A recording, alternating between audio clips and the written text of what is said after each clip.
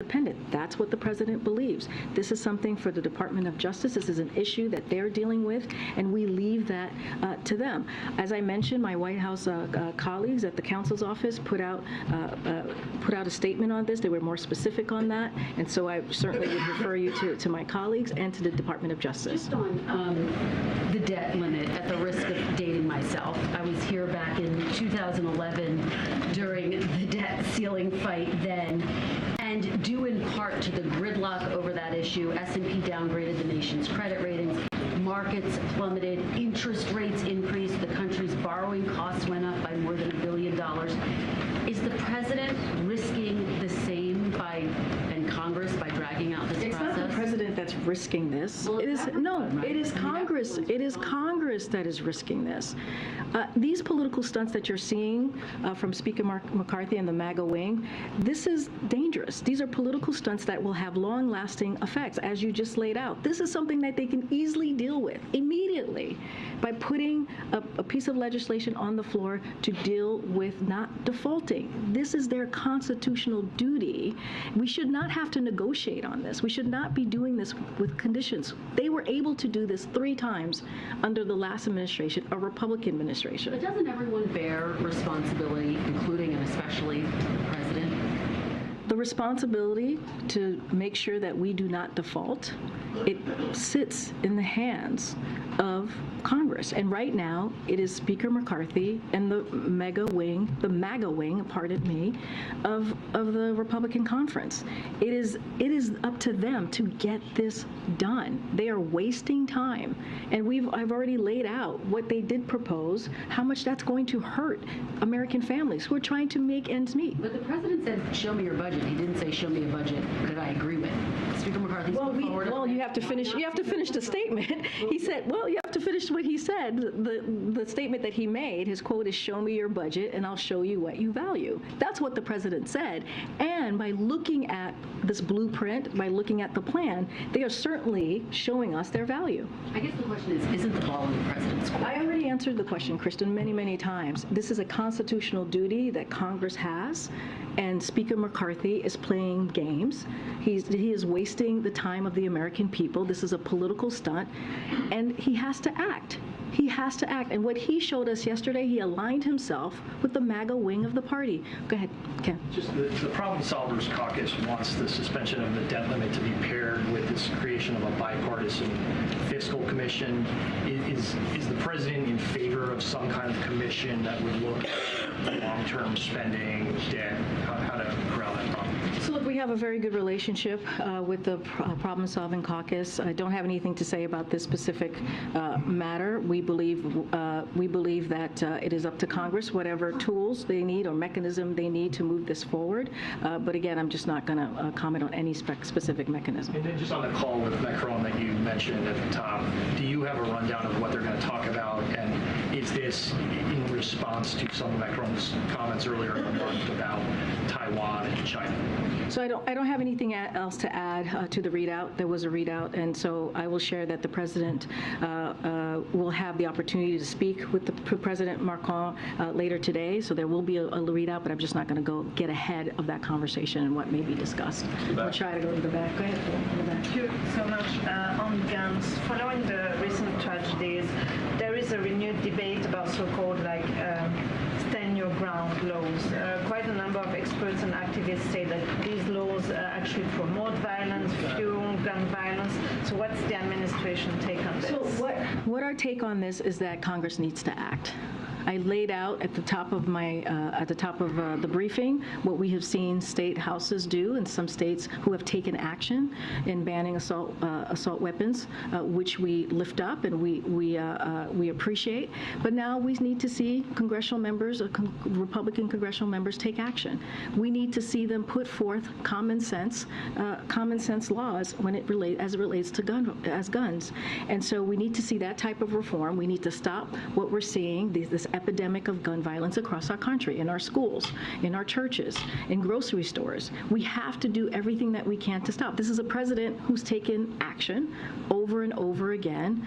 He's taken historic action, putting forth executive actions in the first 2 years more than any other president. And so what we're saying, and we're going to be very clear, the president's going to use his bully pulpit to continue to pressure Congress to take action. That's what we need. That's what the American people deserve. That's what our kids deserve. That's what our communities deserve. And that's what we're going to continue to call for. I'm going to continue to go back. Go ahead, Phil. Thank you. I've got two quick questions. The president ended the COVID emergency earlier this month, and one of the things that House Republicans are calling for is for some of the unspent pandemic emergency funding to be clawed back. With the president, I know he has a reputation during the Obama administration as being the sheriff when it comes to rooting out waste, fraud, and abuse. Would he at least be interested in reviewing whether there is some of that money that could be returned to Treasury? I mean, look, here's the thing. What the president has been able to do in this first 2 years of this administration is deal with a pandemic, a once-in-a-generation pandemic, by putting forth a comprehensive plan. You think about the American Rescue Plan, what it was able to do. No Republican voted for that. And so we use that money to actually be in a different place than we are today. COVID is not over, but we are in a different place. And so it is bizarre after the progress that we have seen for Republicans to be asking this. But the president, when he came in, nothing was being done. He made sure that the economy came back in a way that we haven't seen in some time by making sure we created more than 12 million jobs. He made sure that people had shots in arms. He made sure that we were to come out of this pandemic. Again, COVID is not over, but we are certainly in a different place than we have been before because of what the president has done and the action that he took. And so to claw back money after having the successes that we have seen because of this president's action, it just doesn't make sense to me. I got to keep going. Okay, go ahead. Go ahead. Wanted to follow up on the White House's proposal to mandate that 2/3 of all passenger vehicles by the year of 2032 be electric. It's a lot of batteries, obviously. So does the administration have a concrete plan to ensure that those raw materials for these new EVs, either through federal support or some type of motivation for the private sector, that those EVs don't end up coming from China and we don't become dependent on a foreign power that might not be friendly to us? So here's what I can say. Every step that the president has taken is to build more here in America. That's every step that he's taken. To bring investments and jobs back to America, to build supply chains here in America, and that's what's happening. And already the private sector has invested more than $120 billion to build more electric cars and batteries here in America. And that is because that is what the president has wanted to do and put forth, and he wants to make sure, right, we are building here, right here in the United States. I'm going to keep going. I'm trying to call someone I have. Go ahead, Alex, in the back. Go ahead, Alex. There's been a devastating gas shortage in South Florida. Is this administration working with Governor DeSantis and other Florida lawmakers to alleviate that and to make sure people are able to, fill their tanks? So look, we're closely monitoring the situation in Florida right now, and our administration has been in touch with the state to offer assistance. The EPA is quickly processing a request it received from the state today to expand the available supply of gas in the region, and so we stand ready to do the same for any additional request assistance that comes from the states or that the state makes. And so again, we are monitoring, we are offering assistance, and then let me just continue to go around. Great. So you've been talking about the president and McCarthy meeting, but are there conversations taking place at this point between White House staff and House leadership staff, House Republican leadership So staff? I've said this before, we have been in constant communication. That is still continuing. We have been in constant communication at the president's direction with House leadership for many weeks now, for months now, and so of course that's continuing. And any reaction to the SpaceX Starship rocket that exploded after launch today? So I saw those reports. I don't have a reaction at this time. Senator Durbin has said that they're going to ask Chief Justice John Roberts to come testify about judicial ethics. Does the White House think that that would be a useful thing for the justice to go do? I'm going to leave that to Congress to deal with. We're just not going to comment from here. And then top donors from the president's 2020 campaign have been invited to D.C. to meet with him next week. As it seems, a campaign decision is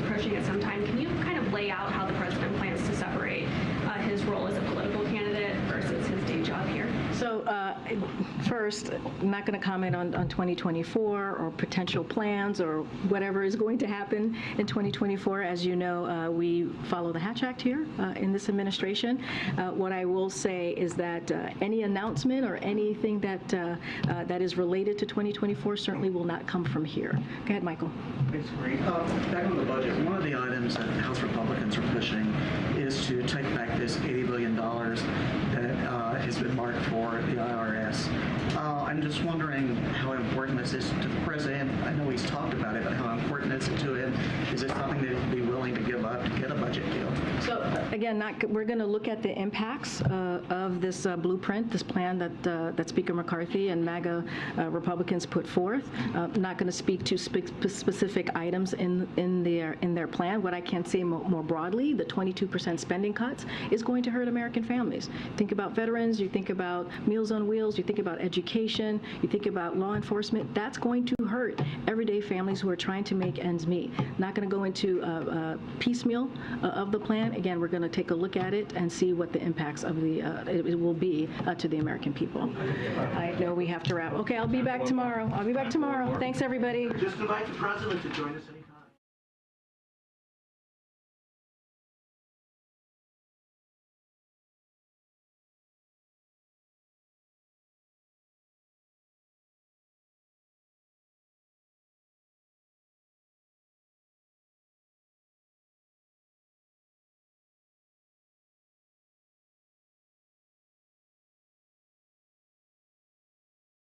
Yeah, my calves were burning. We're ready. Let's do it. About 1 minute. 1 minute to get some more information. It took a knee over. Where was I? I was there with you at Richmond. Literally, look, from that day in that presser, look at this line, tan line. My photographer and I, we made our way around to the opposite side, but even then, I was like trying to avoid network news. Responding to an area of lights and sirens, traffic, and we were at 30th and Franklin, just down the road, and that's when we saw another extremely heavy police presence of about a dozen to 2 dozen officers in a big officer presence. We are about to get another update here about the situation.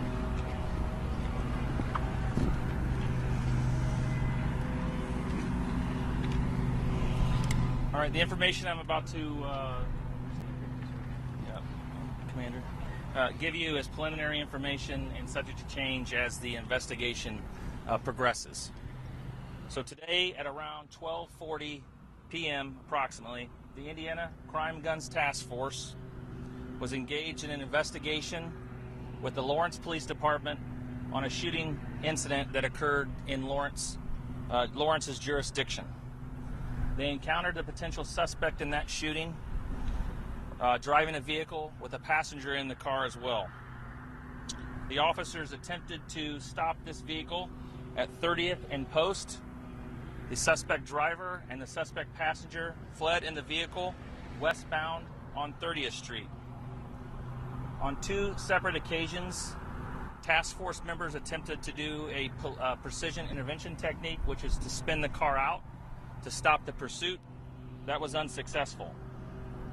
In approximately the 8600 block of East 30th Street, the suspect turned south into a business parking lot. That parking lot had a dead end on the east side of the building into a 6-foot fence. Suspect went off-road in the gap between the business and the residents on the south side of that business. The vehicle became lodged. At that point, there was an exchange of gunfire between the suspect and our officers. 4 officers shot at the suspect. There is 1 shooting suspect who is deceased on the scene. He's a 46-year-old male.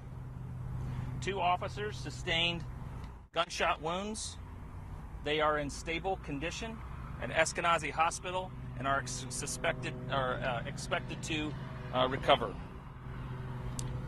1 rifle, AR-15 type rifle, is with the suspect who is deceased on the scene. One of the police cars is riddled with bullets in both the hood, the side of the car, the grill, and both the front and back windshields. The passenger in this vehicle fled from the scene and was apprehended a short while later near the location by members of the task force. He has been transported to IMPD headquarters for questioning. The officers were equipped with body-worn cameras. We have not watched those cameras, so I can't tell you what's on there. I'm here today with Commander Thomas of the IMPD Investigations Division and our partners with the ATF Group Supervisor Christopher Knotts. They don't have any statements to give at this particular time, but the Indiana Crime Guns Task Force is a collaborative effort between Central Indiana law enforcement agencies with the sole purpose of identifying and removing illegally possessed and used weapons in our community. Every single day, these task force members from agencies throughout Central Indiana, not just in Marion County, Carmel, Fishers, Lawrence, Boone County, Zionsville, the ATF, are all engaged and they have one mission: to make our community safer and to protect them from people who on a daily basis use firearms against their neighbors. We are fed up with it. The community should be fed up with it, and we have two officers that are lucky to be alive today, and they're doing exactly what we want them to do, despite all the odds, despite everything that's stacked up against them, despite all the criticism they take every single day. They put on the uniform today and went out to get the people who are terrorizing our neighborhoods. We all owe them a debt of gratitude.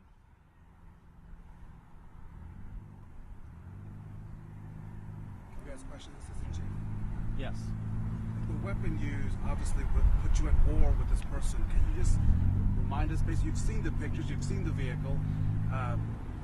Those officers came to work today. They didn't come to go to war, but they found themselves at war with this individual. Can you just talk about the weapon and what they came under, the assault that they came under? Well, based on just what I've been able to see, we're lucky today. The bullets went through the metal of the car. There's a part of the side of the car that's peeled back. That's how powerful of a weapon those officers are up against. Now, I don't know the type of weapon. I don't know the caliber of the round.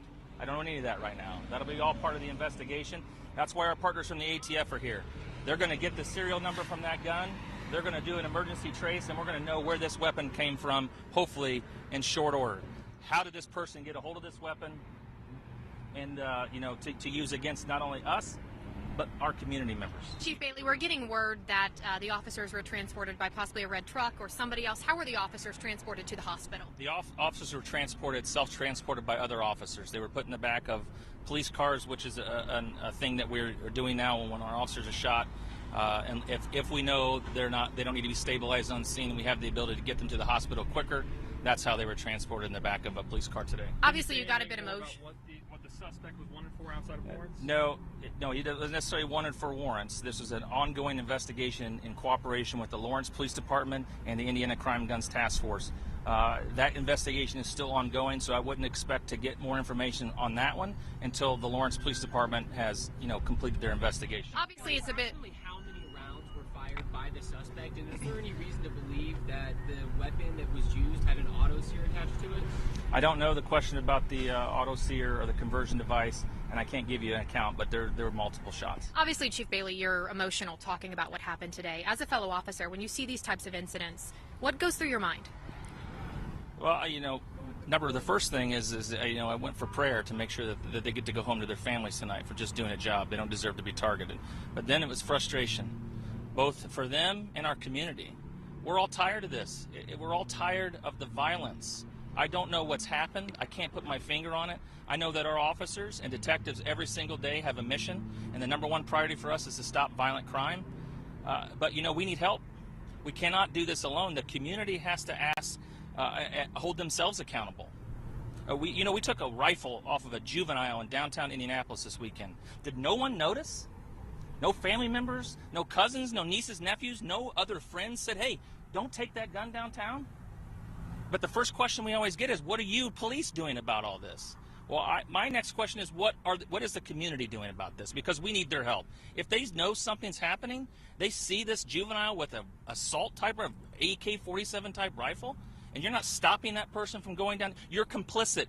You're complicit in the violence that's happening, and it's unacceptable. Is people still being told to avoid this area at this point? What's still blocked off that people should know if they're heading home from work today? Yeah, we're going to be here for some time. We're going to, Crime Lab is going to be doing their thing. The Marion County Prosecutor's Office also has a representative, as is always the case at officer-involved shooting incidents. So it's going to take some time to do that. It's going to be investigated by the Critical Incident Response Team. At the same time, the Internal Affairs Bureau will be conducting a parallel investigation about internal things that'll go at the same time. The process will conduct a review. We'll release a critical incident video in the coming weeks to show exactly what happened. We'll have updates as we go along throughout the day. And one thing I do need to tell you, at 3:30 today, the Chief of Police and the Mayor will provide some comments at Eskenazi Hospital. 3:30 today, they'll provide some comments at the hospital. Is there any chance you would get that video out earlier? No, we have our process. We're going to walk through our process like we do every single time, because it's important for us to be consistent on that. We have one prior officer-involved shooting. That video will be coming out fairly soon. So we're going to walk through our process like we always do. It's important that we maintain a process. What's that perimeter on road closures, just so people know? Do you know that? I don't know exactly, okay, but I can tell you between Post Road and Franklin, it's shut down for sure. Right around 30th to 38th? Yes. Okay. Yep. Thank you. Thank you. Thank you. Thank you. Sorry. Just to recap, this was an AR-style rifle that was found. Is that? That's my understanding. I haven't gotten that close to you. That's how it was described to me. Yep. Thank you. Thank you, Chief Bailey.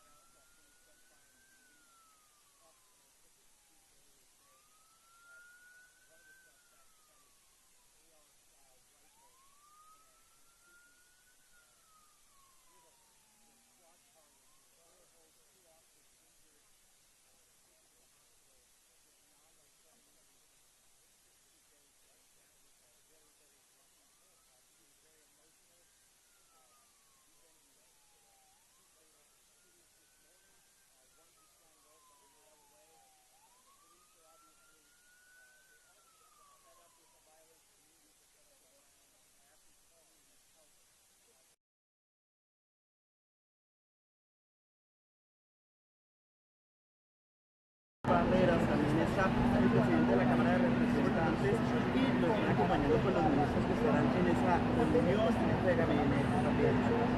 Así es, ya llegaron, ahí está el canciller Álvaro Leiva, el embajador también de la embajada, y pues también también pasar el aniversario anual de las instalaciones de gabinete del presidente Biden, también el secretario de Seguridad Nacional, y pues será una comitiva con ambas partes bastante robusta, bastante poderosa. Las dos delegaciones tienen miembros de muy alto nivel.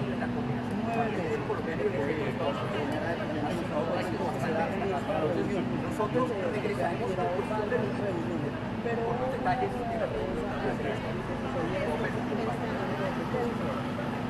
bueno, habló John Blanca y dijo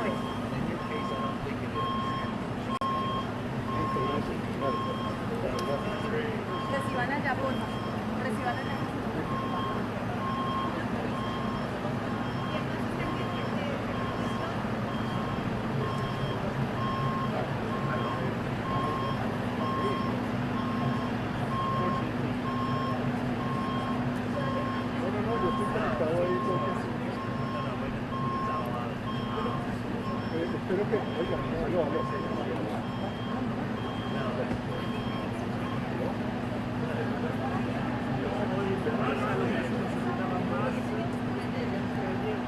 No hay posibilidad.